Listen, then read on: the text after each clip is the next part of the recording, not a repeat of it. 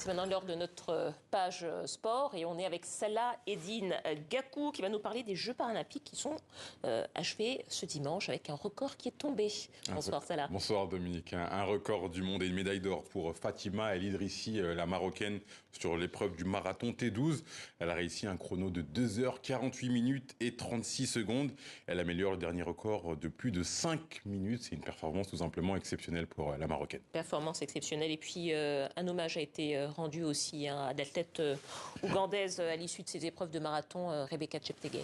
1 minute d'applaudissements pour l'Ougandaise qui a perdu la vie après avoir été immolée par son compagnon.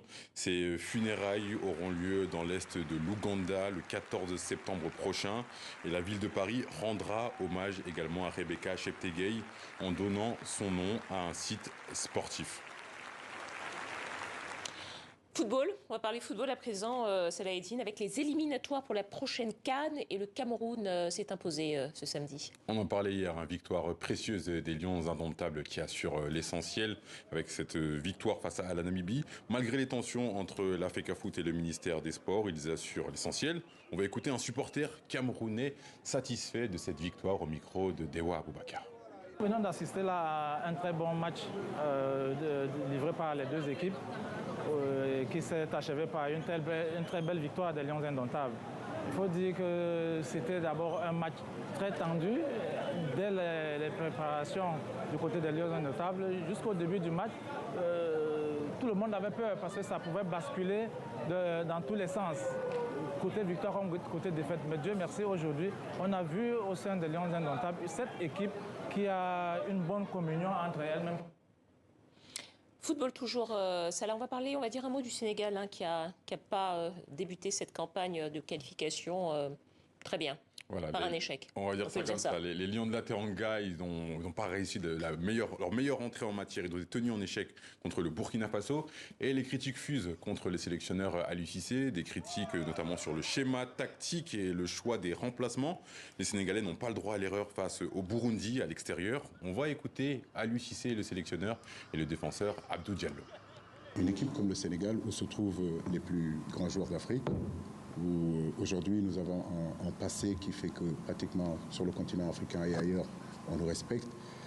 Et qu'au bout de deux rencontres, effectivement, contre la RDC et contre le Burkina, vous prenez des buts à la dernière minute, on peut comprendre que le public ne soit pas content. Et c'est légitime. Quand vous portez le maillot de cette équipe nationale-là, je l'ai dit, je le répète, il y a quand même une exigence très forte, une pression quand même qui est très forte. Mais comme je l'ai dit, nous sommes dans ça depuis plus de 30 ans, dans ce football professionnel. Et les garçons que j'ai savent à quel point il est important, quand vous êtes le Sénégal, de gagner. Je pense qu'il n'y a aucun match qui est facile. C'est le football de haut niveau.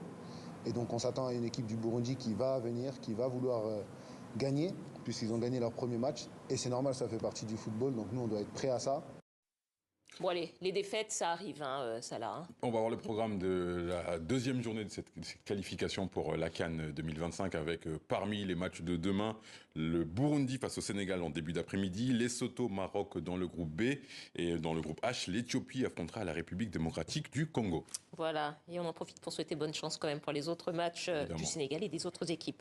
Rugby, star sud-africaine qui quitte le championnat de France, une star sud-africaine, Siya Kolisi. Siya Kolisi, double champion du monde qui met fin à son aventure avec le club du Racing 92. C'est le club parisien qui a officialisé cette nouvelle par un court communiqué. Le double champion du monde âgé de 33 ans est arrivé en 2023. Son contrat se terminait en 2026 avec le Racing.